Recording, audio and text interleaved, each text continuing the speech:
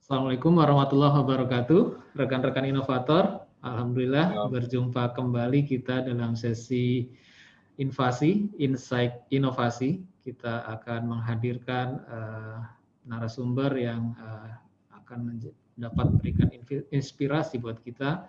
Dan pada sesi kali ini, alhamdulillah kita kedatangan tamu, yaitu Bapak Warsongko. Beliau sehariannya aktif di organisasi sosial dan kemasyarakatan, Masya Allah sangat sibuk sekali.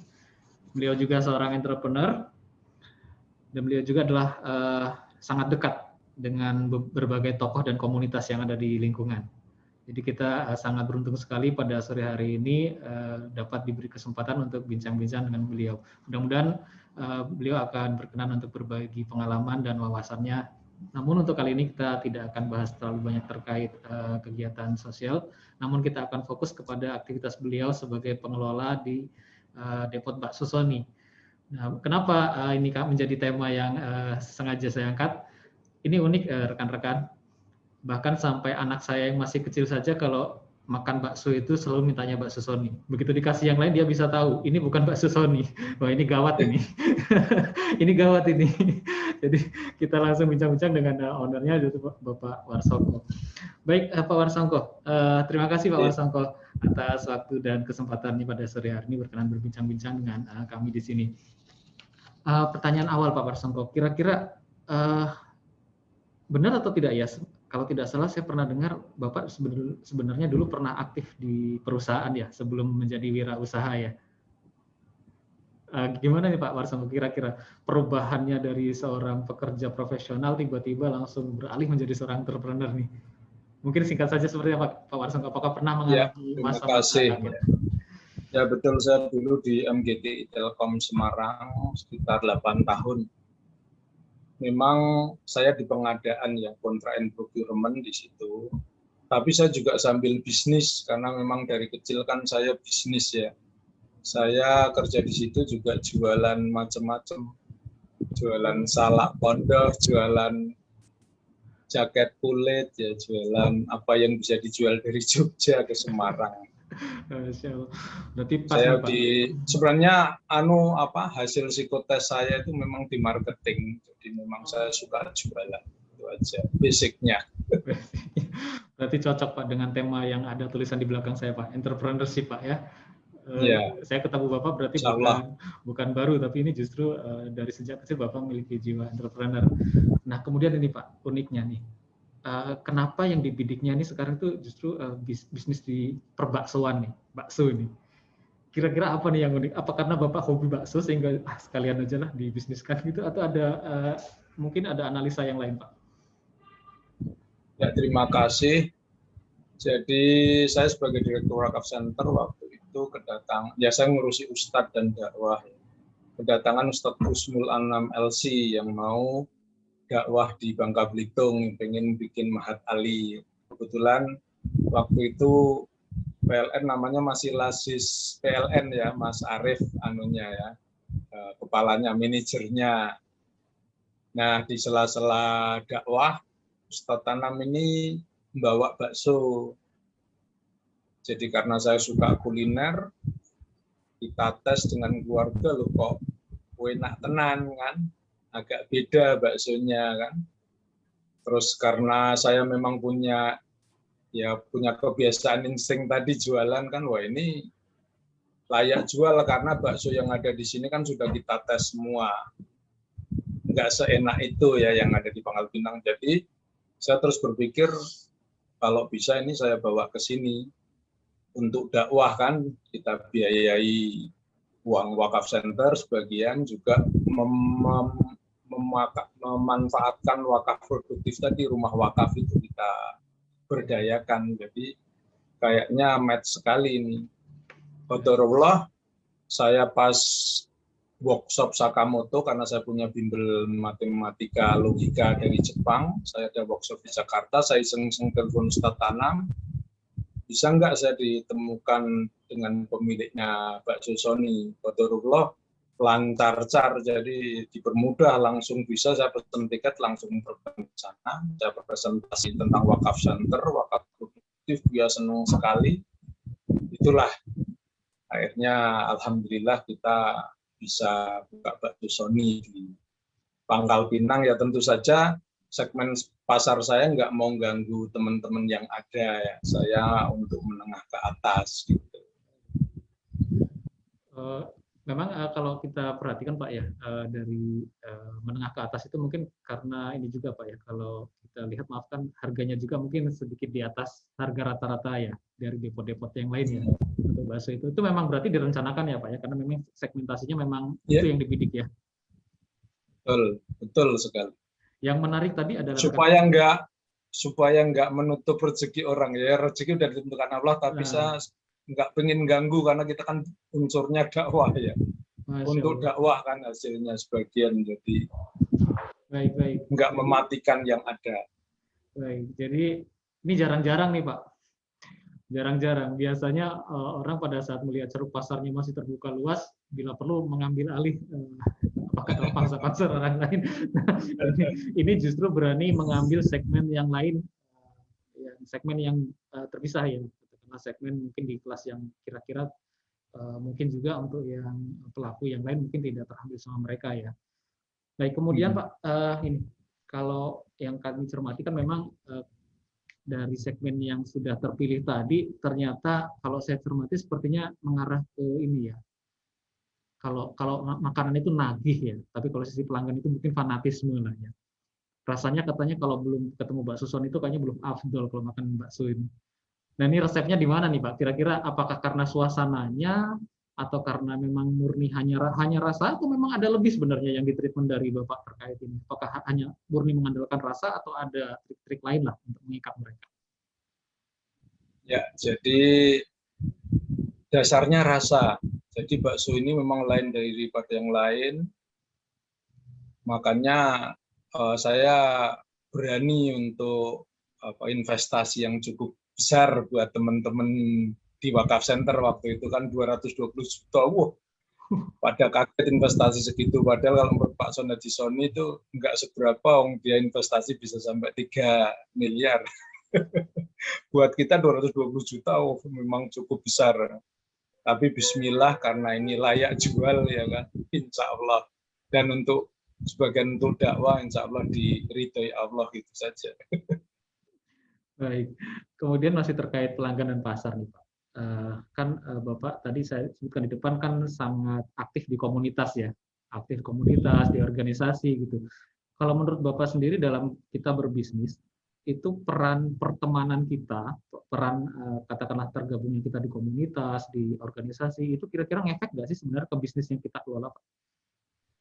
Yang efek sekali, betul. Jadi saya memang ada di mana-mana, ada di Muhammadiyah, ada di DMI, ada di Wakaf Center, ada di mana-mana organisasi DMI, semua ada di Juleha. Jadi itu memudahkan kita untuk jualan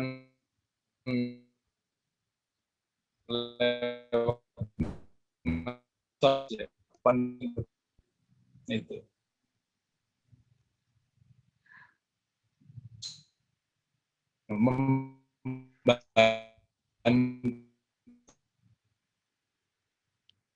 Sepertinya agak jeda ya Pak, agak delay.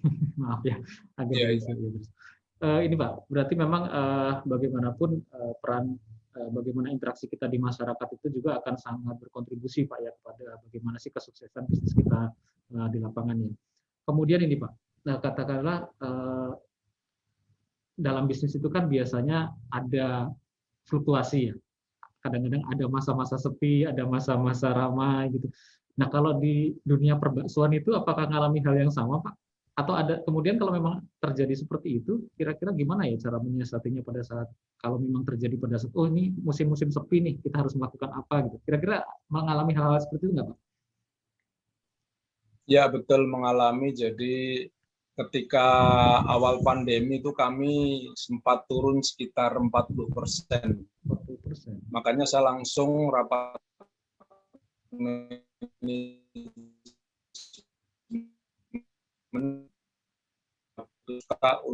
take away, bahkan kita antar karena di awal-awal pandemi kan kebanyakan takut dan berada di rumah. Itu ternyata sangat membantu sekali. Jadi kita mengejar omset yang turun 40% jadi kembali lagi, walaupun selisih dikit lah dari alhamdulillah ini bisa kembali ini. Jadi harus kita menyesuaikan zaman, jadi kita take away, kita antar ke tempat. Kalau dekat gratis, kalau jauh monggo seikhlasnya. Jadi mereka juga nggak keberatan karena mereka kan tadi istilahnya Mas Arief tadi pelanggan fanatik tadi. Terus kalau nggak salah pernah lihat ada kemasan frozen, Pak. Frozen itu ya, memang sudah lama ada atau memang untuk menyiasati pandemi ini ya? Sudah ada lama memang Pak. Ya cukup lama bukan. Jadi ketika awal buka itu memang kemasannya masih belum sempurna, belum bagus. Karena saya kan sudah 10 tahunan, sudah 11 tahunan yang buka bakso Sony.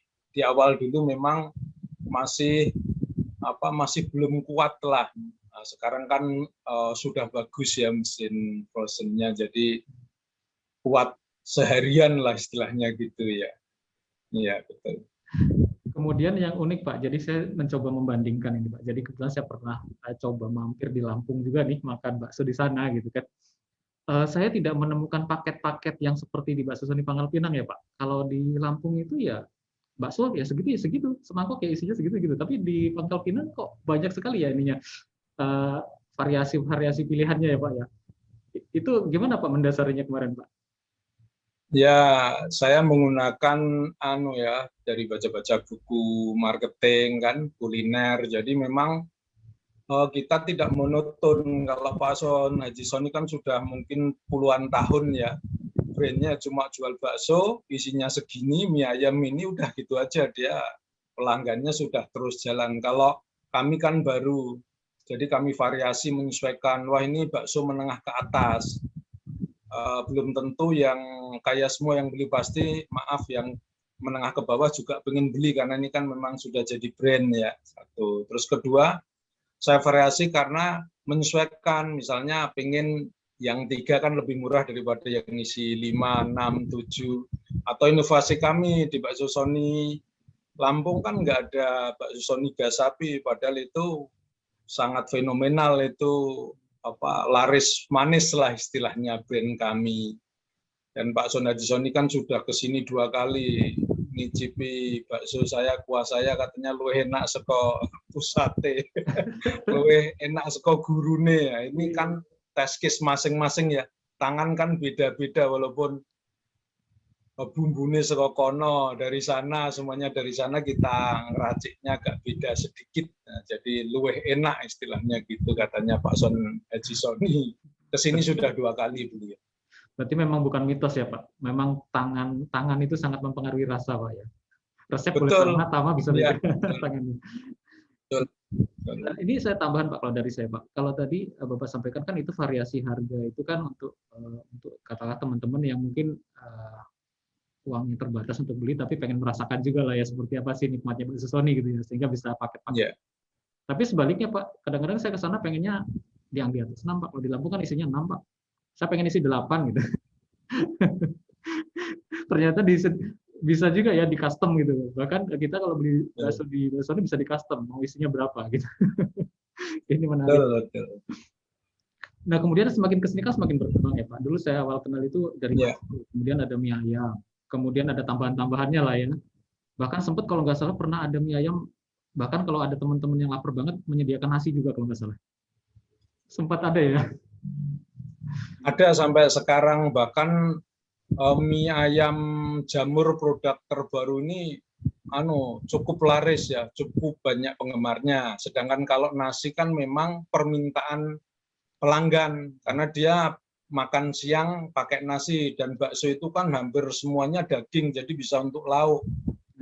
Jadi bakso pakai nasi ini tetap cocok karena enak, keras-keras kan. Iya. Jadi bumbunya segar ya. Betul ada nasi. Bahkan mereka sok nggak mau pakai mie, ganti nasi kan. Ganti nasi, nggak usah pakai mie. Ya, pelanggan-pelanggan itu yang sampai pesen 2 porsi itu mereka rata-rata pakai nasi makan siang. Baik. Nah, kemudian kalau ini Pak, kan kadang-kadang kalau namanya depot kan ada katakanlah pihak-pihak atau produk-produk yang ingin dititipkan gitu Pak ya. Kira-kira Bapak cara menyeleksinya gimana ya Pak ya, agar bisa tetap katakanlah selaras lah dengan temanya Bakso Sony? Sebenarnya itu apa, produk-produk itu hanya kalangan intern kami ya. Jadi untuk kayak telur kan dari dalam, ya kan, telur rebus, terus kayak kerupuk itu kan dari anak buah yang di situ kan, seperti itu yang titip ke kita. Dulu saya titip kerupuk juga pernah kan. Sekarang karena agak padat jadwalnya jadi sudah enggak lagi ya. Menu-menu tambahan yang selaras dengan bakso itu kan ya kerupuk-kerupukan gitu kan, telur itu ya kita seleksi harus bagus ya kan, karena kita kan sudah halal ya, harus jelas, karena tiap 6 bulan kan harus dievaluasi lagi oleh LPPOM MUI ya. Berarti sudah diurus ya Pak sertifikasinya Pak ya? Sudah sertifikat, baik produknya maupun warungnya sudah LPPOM MUI sudah. Berarti itu menjadi salah satu strategi Pak ya, karena kan untuk depot bakso yang memiliki sertifikasi halal kan mungkin jangan-jangan baru Bakso Sony atau ada yang lain tapi nggak banyak mungkin Pak ya. Baik. Juga sudah kiris, jadi kalau yang nggak mau bayar cash, tinggal foto cashless ya, karena difasilitasi oleh BI sama BSM waktu itu ya, jadi langsung keluar kirisnya.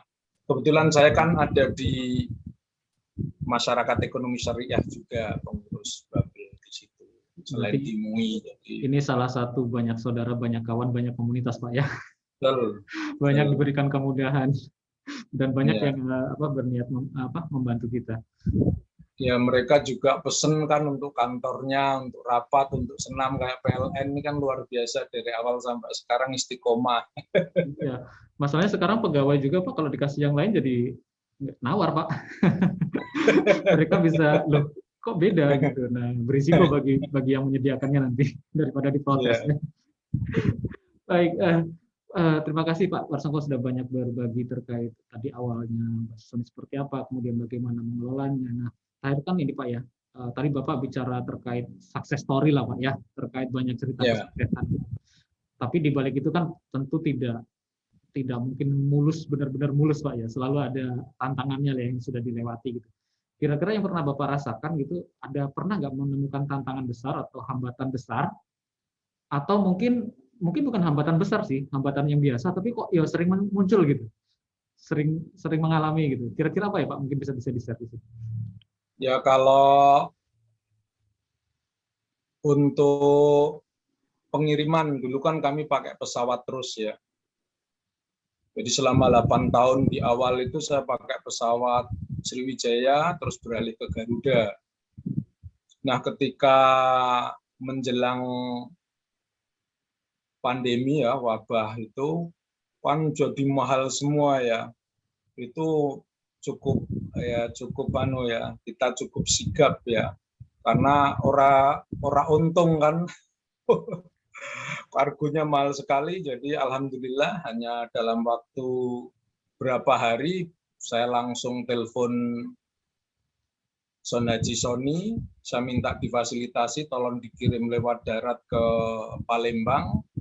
Kebetulan kita ada teman punya rumah di sana, saya suruh rekrut 1 karyawan, saya beli freezer yang besar di sana untuk nampung. Alhamdulillah clear, terus kita ada teman Mac sana, Muhammadiyah sana yang punya kargo ke sini. Ya, alhamdulillah hanya 2 hari bisa clear itu, dan malah cukup irit ya. Biasanya naik pesawat misalnya 10 juta kan, itu jadi sekitar 6 juta, jadi irit 30-40%. Nah, signifikan Pak. Jadi jadi setelah ketekan malah jadi bangkit, terus malah jadi jalan kebaikan itu. Jadi ada anunya, ada ya ada hikmahnya. Terus kedua juga ketika buka di loteng itu kami ini investasinya 100 jutaan yang di ruko itu. Baru mau mengembalikan modal wis suruh tutup, ini kan juga mengganggu cash flow ya. Saya nggak nyangka kalau waktu itu kan saya mau kontrak langsung 2 tahun ya di ruko loteng itu kan ya luas parkirnya, konsumennya ada di situ dan memang betul cukup laku di situ ya. Tapi ya itu qadarullah nggak boleh diperpanjang, kami rugi ya. Itu namanya bisnis ya. Akhirnya kembali ke base camp Pak ya. Ya betul, kembali ke base camp. Ya, kadang-kadang sering kejadian seperti itu Pak ya, pada saat kita ngontrak suatu tempat untuk bisnis, begitu owner yang melihat ini tempat ini ramai, kadang-kadang langsung kita di-cut mereka yang masuk ya. Ya betul itu, saya merasakan. Kalau ini Pak, tantangannya dari ini kan tadi ada kata beda tangan kan beda rasa Pak. Kalau untuk pekerjanya gimana Pak cara mengelola mereka Pak biar tetap nggak cepat keluar masuk lah gitu. Ya betul, memang niatnya kan ini dakwah, jadi saya ada teman ngaji dulu dengan Ustadz Solahuddin LC ya, namanya Pak Selamet. Beliau ini memang sudah 7 tahun bisnis bakso di sini ya, dia dari Solo, Sukoharjo. Karena teman ngaji, jadi mau nggak kamu tak ajak dakwah? Nanti gajimu yang nggak lebih dari penghasilanmu untuk sementara. Yang jelas karena ini dakwah pasti karyawan kita wongke, kita urusi, nggak mungkin kita zolimi kan, hasilnya sebagian untuk nolong orang untuk dakwah. Alhamdulillah dia mau terus saya terbangkan ke Lampung untuk training, karena dia tukang bakso, trainingnya cuma training ramuan, ya udah expert dia, setengah hari sudah clear, hari berikutnya udah pulang ke sini. Mas Slamet terus rekrut, dibantu oleh Ustadz Tanam, rekrut ya teman-teman dari Klaten, Sukoharjo sana, dari orang-orang Jawa, sebagian dari sini, tapi ya yang dari sini ya nggak kuat karena memang kerja di Bakso Sony kan dari habis subuh sampai jam 9 malam ya. Jadi ya cukup berat ya kalau orang sini ya nggak mampu, dan sudah terbukti nggak pada mampu teman-teman dari sini. Kalau orang Jawa kan memang sudah terbiasa ulet kerjanya, dan mereka gajinya juga layak, uangnya utuh, bisa bawa pulang untuk beli sapi, untuk bangun rumahnya, untuk beli motor, jadi duit lah ketika mereka pulang untuk keluarganya. Kan tiket PP gratis setiap 2 tahun sekali, ada uang pulsa, juga jabstek, juga jaminan ketenaga kerjaan, jadi mereka ya lumayan lah, kalau dihitung-hitung ya pasti di atas UMR ya. Berarti walaupun terlihatnya seperti bisnis tradisional Pak ya kelihatannya, tapi dikelolanya tetap secara profesional ya Pak ya, termasuk mengelola tenaga kerjanya. Baik, terima kasih. Ada cash flow-nya, ada laporan keuangannya semua, karena ada pemegang saham juga kan. Oh iya, betul. Ada pemegang saham dan juga harus dipertanggungjawabkan kepada umat Pak ya, karena sebagian ada dana senternya. Betul. Betul. Baik. Ini walaupun mungkin bukan masalah orang tidak percaya, tapi mungkin sebagainya adalah untuk menghindari fitnah setidaknya Pak ya. Baik, terima kasih sekali Pak Warsongko atas bincang-bincangnya pada sore hari ini. Kalau kita mau kupas lebih banyak rekan-rekan, ini bisa sampai malam ini kita ngobrolin terkait pengalaman beliau dalam mengelola Bakso Sony maupun bisnis-bisnis yang lain, karena beliau juga banyak kegiatan-kegiatan bisnis yang lain, termasuk bisnis beras kalau nggak salah Pak ya, kurma dan yang lain-lain. Nah, bagi rekan-rekan yang penasaran dengan Bakso Sony, apabila datang ke Bangka Belitung, ke Pangkal Pinang, Anda bisa mencarinya di sini, karena Bakso Sony tidak hanya hadir di Lampung, tapi sudah lama juga hadir di Pangkal Pinang, dan rasanya enak dan enak tenan. Dan dijamin tidak hanya dua rasa. Hanya dua rasa. Enak dan enak tenan. Masya Allah. Baik, terima kasih Pak Warsongko. Sama-sama. Baik rekan-rekan, demikian bincang-bincang kita terkait pengelolaan Mbak Susoni, bagaimana mengelola bisnis yang sebagian orang melihatnya seperti bisnis tradisional, tapi apabila dikelola secara profesional ini bisa sustain, terbukti dari bertahannya Mbak Susoni mulai dari era sebelum pandemi bahkan sampai sekarang di era pandemi, walaupun sempat turun omset 40%, namun dengan kreativitas dan inovasinya meng-create program-program layanan, alhamdulillah sekarang sudah kembali lagi seperti saat-saat sebelum pandemi. Demikian, mudah-mudahan ini bisa menjadi inspirasi kita semua. Assalamualaikum warahmatullahi wabarakatuh. Waalaikumsalam warahmatullahi wabarakatuh.